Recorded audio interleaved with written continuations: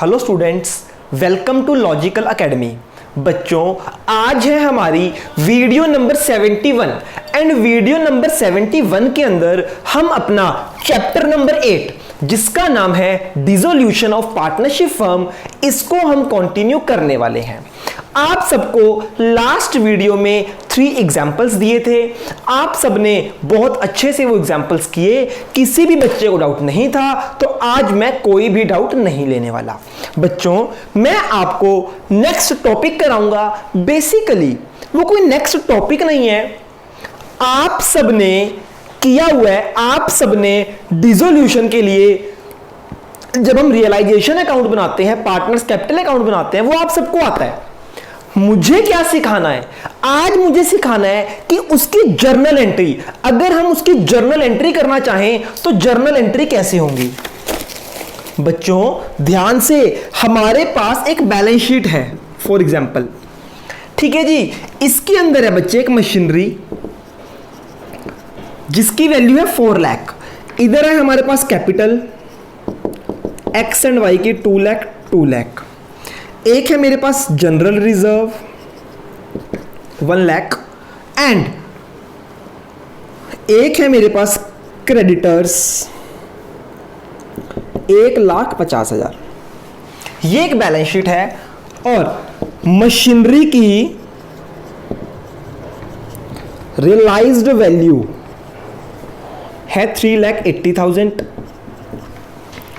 और paid to creditor 1,45,000। हाँ जी बच्चों, हमारे पास एक एसेट है मशीनरी 4 लाख की। चलो एक लैंड भी लिख दो यहां पे आप 2,50,000 की, ताकि आपकी बैलेंस शीट मैच हो जाए। और लैंड की रियलाइज्ड वैल्यू है, लैंड रियलाइज्ड कितनी? 3 लाख। हाँ जी, हमारे पास 2 एसेट्स हैं और ये कुछ लाइबिलिटीज हैं। अगर मैं बोलूं रियलाइजेशन अकाउंट बनाओ तो आप सब बना सकते हो। अगर तो क्वेश्चन आया मेक रियलाइजेशन अकाउंट, आप सब कर सकते हो। पर बेटा अगर क्वेश्चन आया पास जर्नल एंट्री, पास जर्नल एंट्रीज, तब बच्चे आप सब डाउट में आ जाते हो, आप सब डर जाते हो कि यार क्वेश्चन में तो जर्नल एंट्री पूछ ली। अगर बच्चे आपके बेसिक स्ट्रॉन्ग हैं तो मुझे सिखाने की जरूरत भी नहीं है, ठीक है। फटाफट हम रफ में पहले रियलाइजेशन अकाउंट बनाते हैं। देखिए इधर हम बनाते हैं रियलाइजेशन अकाउंट। पहले आप रियलाइजेशन अकाउंट बनाना, उसकी हेल्प से आप जर्नल एंट्री बना सकते हो। देखो जी, सबसे पहले हम एसेट ट्रांसफर करेंगे, है ना। सारी एसेट्स को डेबिट में ट्रांसफर करते हैं, सब जानते हो ना। एसेट्स को ट्रांसफर करो, मशीनरी 4 लाख, लैंड 2,50,000। हाँ है ना, यानी कि एसेट्स को क्लोज कर रहे हैं, एसेट्स को ट्रांसफर कर रहे हैं। तो बच्चे ये है एसेट ट्रांसफर। ये क्या किया मैंने? Asset transfer. अब मैं करूंगा लाइबिलिटीज को ट्रांसफर। ये तो कैपिटल अकाउंट में जाएगा, ये भी कैपिटल अकाउंट में। इधर आ जाएंगे क्रेडिटर। बच्चे ट्रांसफर हम बुक वैल्यू पे करते हैं। पहले हमने सिर्फ ट्रांसफर किया, अभी एडजस्टमेंट्स नहीं पढ़नी। जब आप ट्रांसफर करते हो ना तो एडजस्टमेंट नहीं पढ़ते, एसेट्स को डेबिट में, लाइबिलिटीज को क्रेडिट में। ये मैंने क्या की? ये मैंने की लाइबिलिटी ट्रांसफर, ठीक है जी। अब नेक्स्ट स्टेप होता है बच्चे, एसेट्स को बेच के इधर पैसे ले आओ, लाइबिलिटीज को पे कर दो। तो बच्चे कितने की बिक रही है एसेट चेक करो। मशीनरी बिक रही है 380 की बाय कैश 3,80,000 और लैंड हमारी सेल हो रही है 3 लाख की बाय कैश 3 लाख। ये मशीनरी है, ये लैंड है, दोनों एसेट्स बेच दी। देन पेड टू क्रेडिटर कितना आ जाएगा? 2 कैश। कितने दे रहे क्रेडिटर को? 1,45,000। हाँ जी, ये क्या है? ये है बच्चे लाइबिलिटी पेड। अब देखो, ये तो है रियलाइजेशन अकाउंट। अगर मैं आपको बोलूं कि बच्चे इससे जर्नल एंट्री बनाओ, तो आइए देखते हैं। सबसे पहले ये क्या एंट्री बनेगी? इन दोनों एंट्रीज की वजह से एसेट्स इन दोनों एंट्रीज की वजह से हमारा रियलाइजेशन अकाउंट क्या हो रहा है, डेबिट हो रहा है। तो बच्चे एंट्री क्या बनेगी, realisation account debit to machinery to land, 4,02,50,000, 6,50,000 account. हाँ जी बच्चों, कौन सी एंट्री है ये है एसेट ट्रांसफर की। और एक मजे की बात, जब मैं एसेट को ट्रांसफर कर रहा हूं मतलब मैं एसेट को खत्म कर रहा हूं। एसेट हैज डेबिट बैलेंस, जब एसेट्स खत्म होंगी तो क्या होगा, क्रेडिट, और रियलाइजेशन हो जाएगा डेबिट। बच्चे समझ आई, पहले हम क्या करते हैं, एसेट्स को ट्रांसफर करते हैं। तो एसेट को ट्रांसफर करने की क्या एंट्री होगी, इन एंट्री की वजह से रियलाइजेशन अकाउंट डेबिट हो रहा है, तो होगा realisation account debit to assets. फिर जब ये एसेट्स को मैं बेच दूंगा, इनकी वजह से क्या हो रहा है, ये एसेट्स को बेच दिया, इनकी वजह से रियलाइजेशन अकाउंट क्रेडिट हो रहा है, तो क्या आएगा, cash account debit, cash account debit to realisation account. कितने की, 380, 3 लाख, 680। बच्चों समझ आया, अभी मैंने आपको सिखाई है कि जब हम एसेट को ट्रांसफर करते हैं और जब उनसे पैसा रियलाइज करते हैं तो क्या एंट्री आती है। दोबारा से देखो, ये है रियलाइजेशन अकाउंट, इधर मैं करता हूं एसेट ट्रांसफर, क्या होती है यहां पे, एसेट ट्रांसफर, तो क्या एंट्री आएगी, realisation account debit to asset. जब मैं इसको बेच दूंगा तो रियलाइजेशन क्रेडिट हो जाता है, तो एंट्री क्या होती है, रियलाइजेशन क्रेडिट हो जाएगा, डेबिट हो जाएगा cash to realisation. I hope आपको ये समझ आ गई। करना क्या बच्चे, कुछ भी नहीं, आप अपना रियलाइजेशन अकाउंट बना लो, ठीक है जी। जिस जिसकी वजह से रियलाइजेशन अकाउंट डेबिट हो रहा है सब में कर दो रियलाइजेशन अकाउंट डेबिट टू, ये वाली आइटम में इनकी वजह से रियलाइजेशन अकाउंट क्रेडिट हो रहा है तो इसमें आप रियलाइजेशन अकाउंट को क्रेडिट कर दो, सिंपल। अच्छा ऐसे ही लायबिलिटी की एंट्री क्या होगी, लायबिलिटी को ट्रांसफर करने की एंट्री क्या होगी, जब मैं लायबिलिटी को ट्रांसफर करता हूं तो उसकी वजह से रियलाइजेशन अकाउंट क्रेडिट होता है, तो क्या आ जाएगा, टू रियलाइजेशन अकाउंट, डेबिट क्या हो जाएंगे, क्रेडिटर या कोई भी लायबिलिटी, लायबिलिटी टू रियलाइजेशन, ये ट्रांसफर किया है। और जब मैं पे कर दूंगा, जब हम लायबिलिटी को पे करते हैं, ये देखो पेमेंट, इसकी वजह से रियलाइजेशन अकाउंट डेबिट हुआ, तो क्या होगा, realisation account debit to cash या बैंक। हाँ जी बच्चे, ये मैंने आपको सिखाई है। क्वेश्चन आएंगे आपके पास, आपने क्या करना है, एक ट्रांसफर की एंट्री करनी है, एक रियलाइजेशन की। ट्रांसफर का मतलब हम बैलेंस शीट से ट्रांसफर कर रहे हैं, देन फिर हम उसको रियलाइज कर रहे हैं, बेच रहे हैं। फटाफट बच्चे इसको समझ लो, नोट कर लो।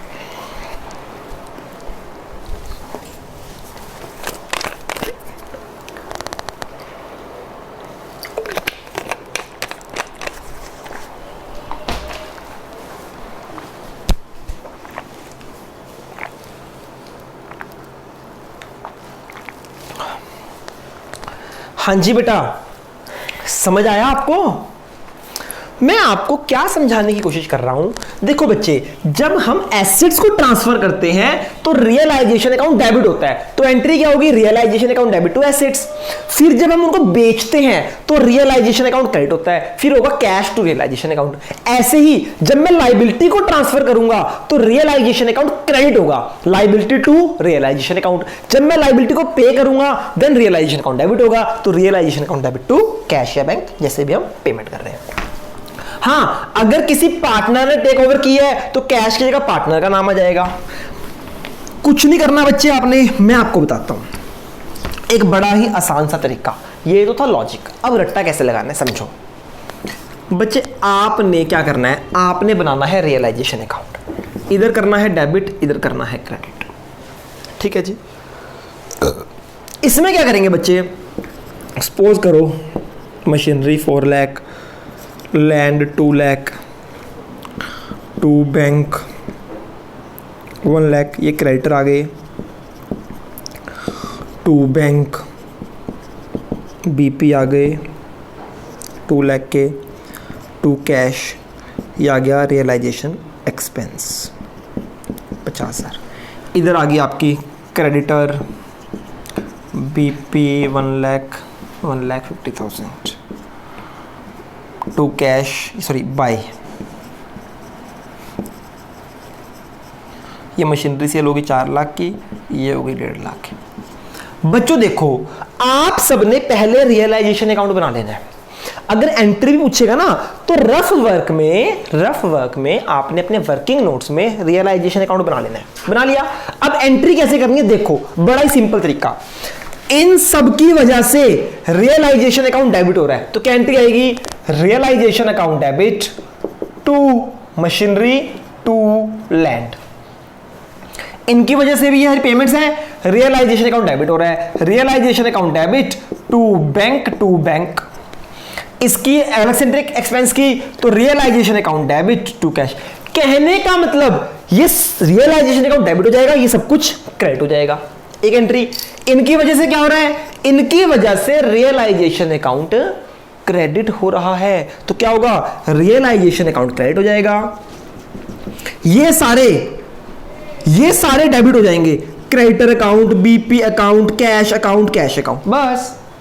जिनकी वजह से रियलाइजेशन क्रेडिट हो रहा है, रियलाइजेशन क्रेडिट हो जाएगा, बाकी सब डेबिट। जिनकी वजह से रियलाइजेशन डेबिट हो रहा है, रियलाइजेशन डेबिट हो जाएगा, बाकी सब क्रेडिट हो जाएंगे।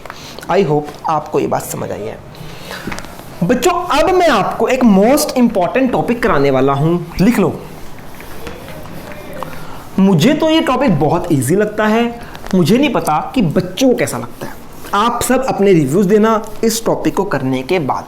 और हाँ बच्चों देखो, आप सब जानते हो कि ये जो वीक है ये बिल्कुल मैरिज वाला वीक चला हुआ है।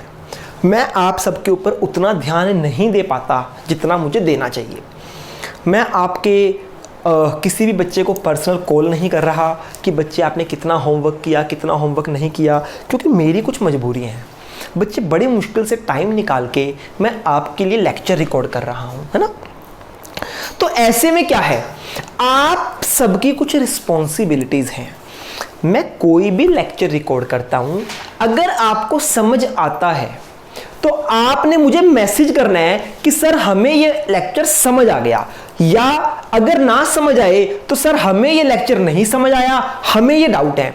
तभी मुझे पता चलेगा कि मुझे नेक्स्ट वीडियो में क्या शूट करना है। ठीक है, मैं खुद आपको कॉल करके नहीं पूछ सकता। आप सबको वीडियो देखने के बाद खुद ही बताना है सर वीडियो समझ आई या वीडियो में ये वाला पॉइंट समझ नहीं आया। ओके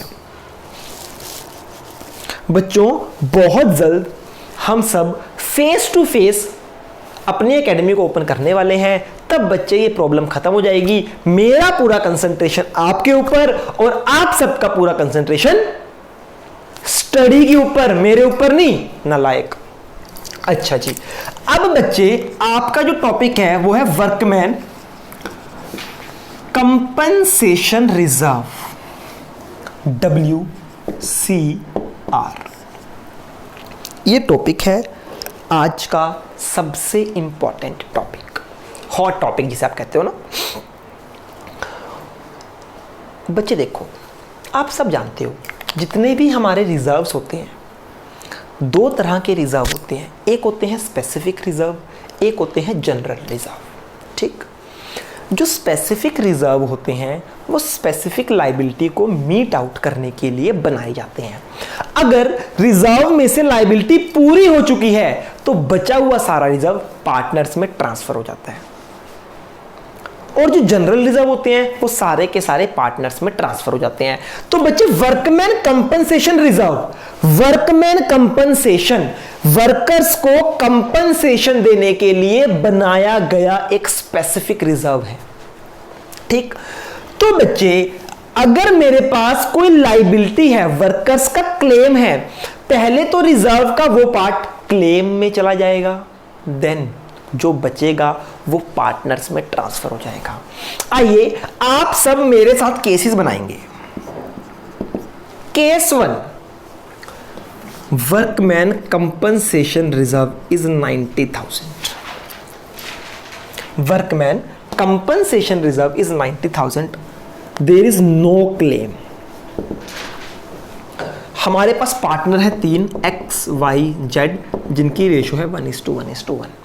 देखो जी, हमारे पास बैलेंस शीट में एक रिजर्व पड़ा है, वर्कमैन कंपनसेशन रिजर्व, जो कि 90,000 का है और कोई भी लायबिलिटी नहीं है। आज कंपनी डिसॉल्व हो रही है, बंद हो रही है, तो ये सारा रिजर्व किस में डिस्ट्रीब्यूट हो जाएगा? पार्टनर्स में। क्यों? क्योंकि भैया ये प्रॉफिट का ही पार्ट है, हमने क्लेम के लिए बनाया था, अगर कोई क्लेम कंपनी के पास नहीं है तो ये पार्टनर को वापस मिल जाएगा। रिजर्व एक प्रॉफिट होता है, इनका बैलेंस क्रेडिट होता है। अब मुझे खत्म करना है, कंपनी बंद हो रही है, तो रिजर्व हो जाएगा debit, workman compensation reserve account debit 90,000 to X to Y to Z 30। हाँ जी बच्चे, ये रिजर्व ट्रांसफर हो गया ओल्ड पार्टनर की ओल्ड रेशो में। हाँ जी, डाउट है बेटा कोई? सिर्फ 5 मिनट, आगे क्वेश्चन कर लो छोड़ के। ये मुझे समझ नहीं आया 12 कहां से है, आगे चले जाओ। हाँ जी बेटा, workman compensation reserve account debit to XYZ। अच्छा बच्चे, अब ध्यान से देखो, ये एंट्री लिख लिया आपने। अब मैं बना रहा हूं केस नंबर 2।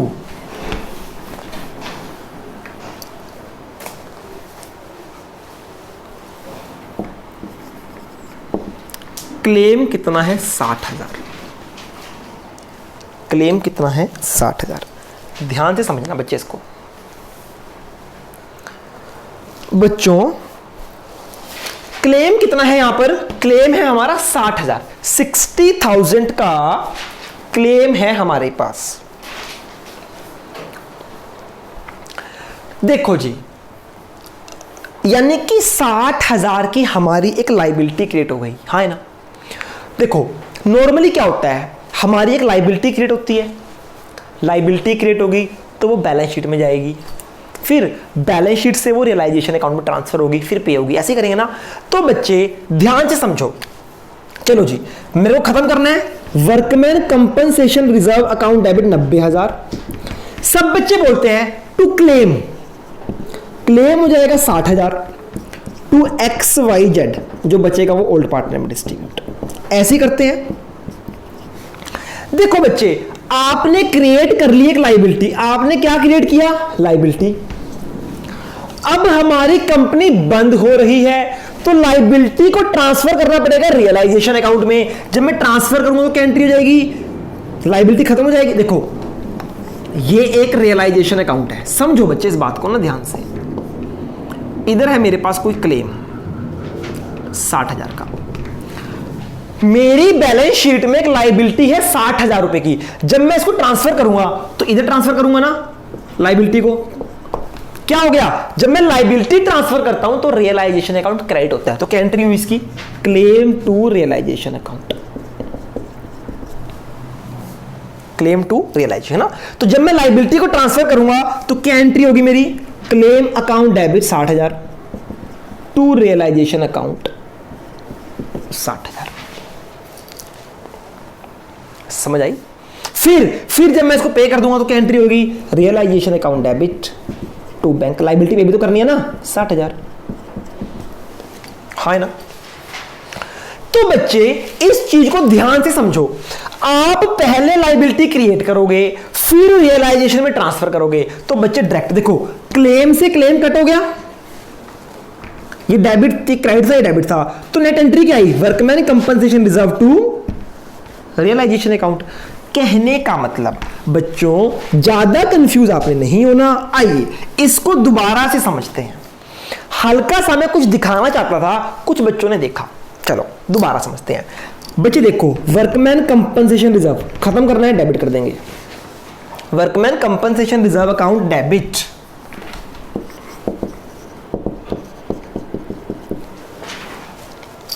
टू, जितना भी हमारा क्लेम होता है ना बच्चे,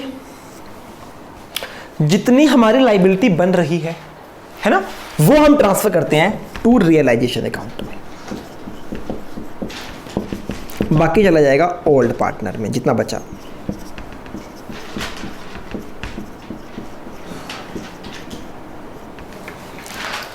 यानी सिखाने वाली आपको इंपॉर्टेंट बात, जब आप बनाते हो revaluation account, admission, retirement, death, आप क्या करते हो? Workman compensation reserve to claim to XYZ, dissolution में आपने लाइबिलिटी क्रिएट नहीं करनी। सर क्यों नहीं क्रिएट करनी?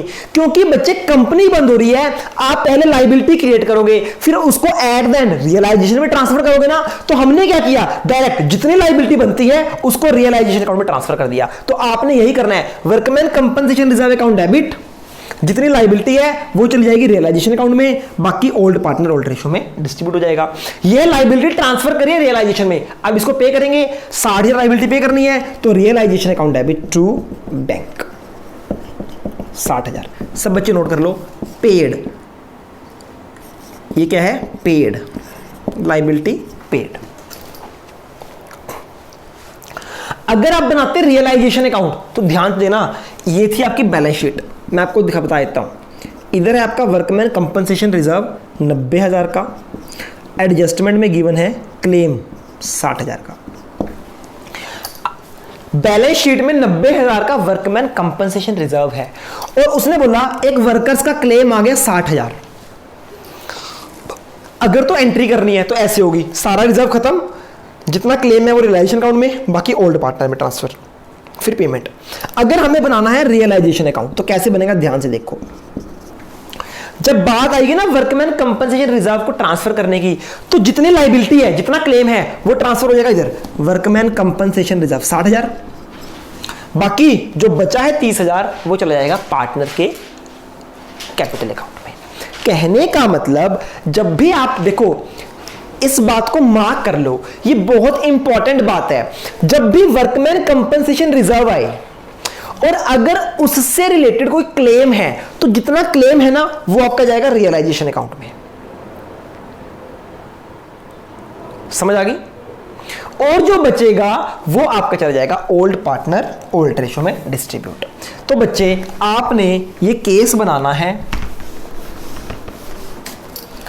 अगर रिजर्व है 90 का, क्लेम है 60 का, तो workman compensation reserve account debit to realisation account, जितना क्लेम है वो रियलाइजेशन में, बाकी ओल्ड पार्टनर में 10,000, सॉरी, ठीक है जी। और फिर इसकी पेमेंट कर देंगे, realisation account debit 60,000 to cash, ठीक है जी। तीसरा केस बनाओ बच्चे इसमें वर्कमैन कंपनसेशन रिजर्व का। बच्चे देखो, मेरे पास रिजर्व है 90 का, मैंने 90 का रिजर्व बनाया था, उतना ही क्लेम आ गया, तो पार्टनर कुछ भी नहीं मिलेगा। तो खत्म करूंगा, क्या एंट्री होगी, workman compensation reserve account debit 90,000, जितना क्लेम होता है वो चला जाता है रियलाइजेशन अकाउंट में, टू रियलाइजेशन अकाउंट 90,000, बस ये लायबिलिटी ट्रांसफर। फिर हमें कितना पे करना है, 90,000, तो एंट्री हो जाएगी realisation account debit to bank 90,000। हाँ जी, समझ आया? यहां पर पार्टनर्स को कुछ नहीं मिलेगा, क्यों, जितना रिजर्व था वो सारी लायबिलिटी में पे हो गया। ये एंट्री आएगी बच्चे। लास्ट केस है वर्कमैन कंपनसेशन रिजर्व का, वो सीख लो।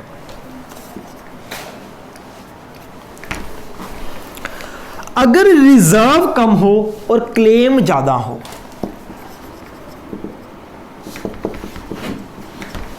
Workman compensation reserve is 90,000 and claim is 1,10,000।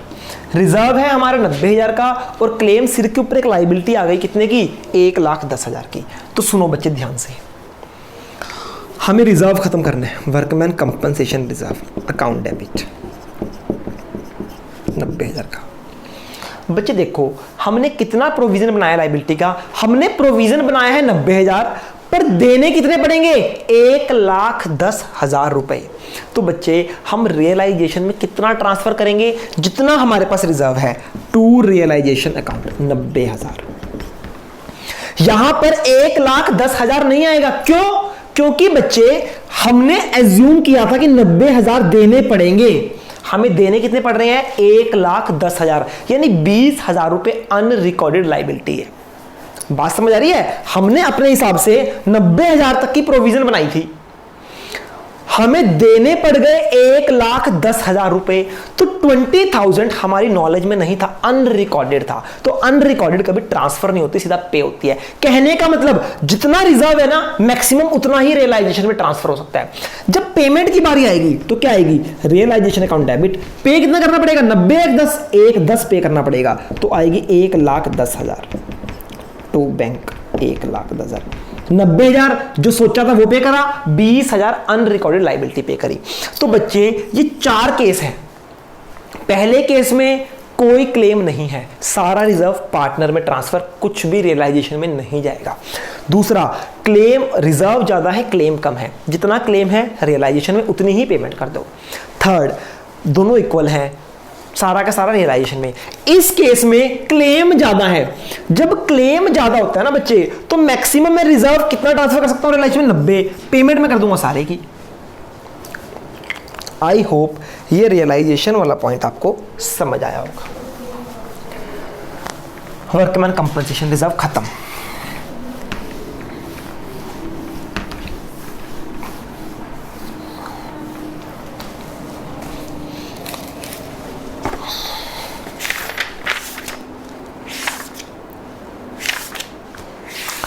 इस चैप्टर में लिख लो कहीं, डिसोल्यूशन वाले चैप्टर में गुडविल का ट्रीटमेंट वैसे ही होगा जैसे बाकी एसेट्स का होता है, जैसे मशीनरी का, कोई अलग से ट्रीटमेंट नहीं है।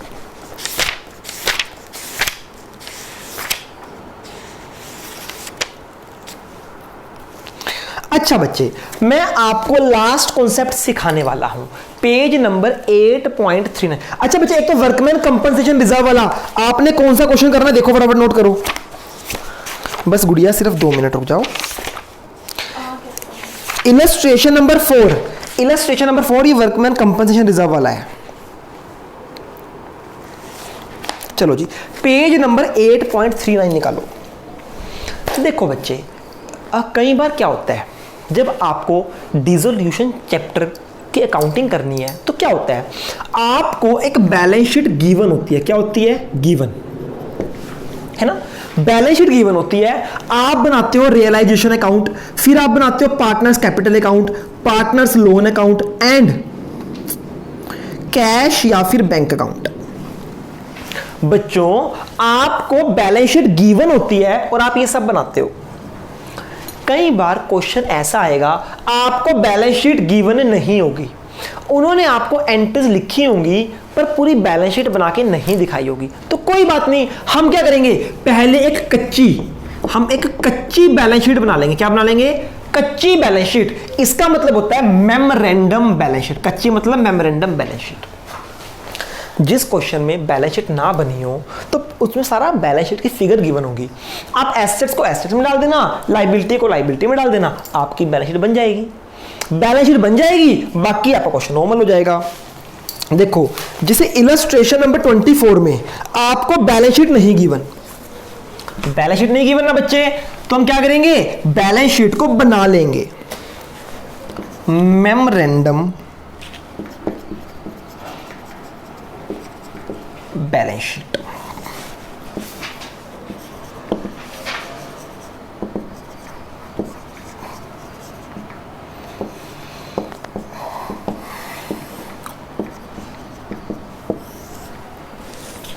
देखो बच्चे, बैलेंस शीट आपको क्वेश्चन में गिवन होती है हर बार।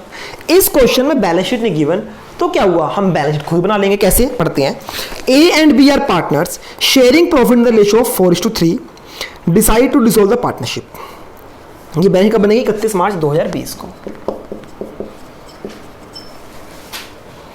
On that date of dissolution as capital, A और बी की कैपिटल गिवन है। किधर आती है कैपिटल, इधर आती है। एज कैपिटल, बीज कैपिटल कितनी है जी, 1,25,030 2070। Then creditor amounting rupees 23,150। Creditor कितने हैं बच्चे, लाइबिलिटी में आते हैं। एंड कैश एसेट है, कैश कितना है 4520, ये कैश है।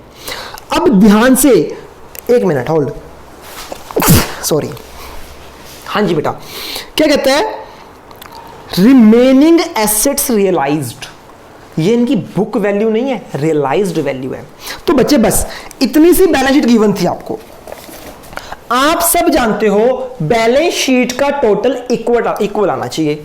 चेक कर लेते हैं, इसका टोटल कितना बन रहा है, 1,50,250, ये बन रहा है कम। तो बच्चे आप जानते हो total assets equals to total liability, यानी जितनी लाइबिलिटी है टोटल एसेट हमारी इतनी होगी। टोटल हमारे पास इतनी एसेट्स हैं जिसमें से कैश इतना है, तो आप बची हुई एसेट निकाल सकते हो। बिल्कुल, हम निकाल लेंगे रिमेनिंग एसेट्स, इसमें से ये माइनस कर दो, हमारे पास आ जाएगी 1,45,730। लो जी, हमारी पूरी बैलेंस शीट तैयार हो गई। लाइबिलिटी सारी गिवन थी, कैश भी गिवन था, ये रिमेनिंग एसेट हमने निकाल ली बैलेंसिंग फिगर करके। बन गई बच्चे। आइए इसको हम सॉल्व करते हैं। ये क्वेश्चन में गिवन नहीं थी हमने, अब क्या बनेगा, रियलाइजेशन अकाउंट। एसेट्स इधर, लाइबिलिटीज इधर, कैश तो इधर नहीं आएगा, एसेट्स आ जाएंगी। एसेट कितनी है, 1,45,730, ये कैपिटल अकाउंट में चला जाएगा, क्रेडिटर इधर आ जाएंगे। हाँ जी, अब क्या होगा बेटा, अब सुनो, एसेट्स को इधर बेच देंगे, लाइबिलिटी को पे कर देंगे, तो इसमें गिवन है। अब पढ़ो, कहता रिमेनिंग एसेट रियलाइज्ड, जो ये रिमेनिंग एसेट्स है ना, ये कितने में रियलाइज हुई, कितने में बिकी, 1,24,910, ये वाली फिगर गिवन है आपको। रिमेनिंग एसेट्स बाय कैश, ये एसेट्स कितने की सेल हुई, 1,24,910 की। समझ आई आपको, रिमेनिंग एसेट्स ये वाली गिवन नहीं थी, ये आपने निकाल ली है, उसने उसकी रियलाइज्ड वैल्यू बताई है कि जो आपकी एसेट्स बची वो इतने बिकी। एंड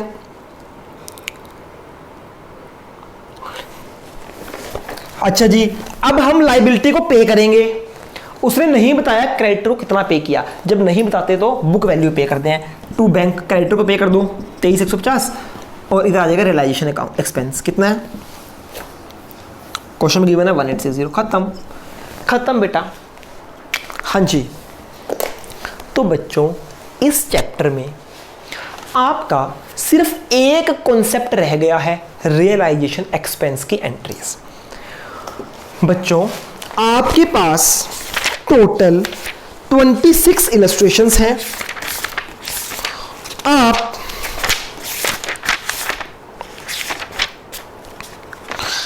इलस्ट्रेशन नंबर 7 नहीं, illustration number 8, illustration number 9, illustration number 8 और 9 को छोड़कर, इलस्ट्रेशन नंबर 8 और 9 को छोड़कर सारा आपका होमवर्क है। सिर्फ 2 क्वेश्चन रह गए हैं। कल मैं इन 2 क्वेश्चंस पर इस नेक्स्ट टॉपिक पर वीडियो बनाऊंगा, आपके वो दोनों क्वेश्चन भी कवर हो जाएंगे मेरी तरफ से, फिर आपका चैप्टर कंप्लीट हो जाएगा।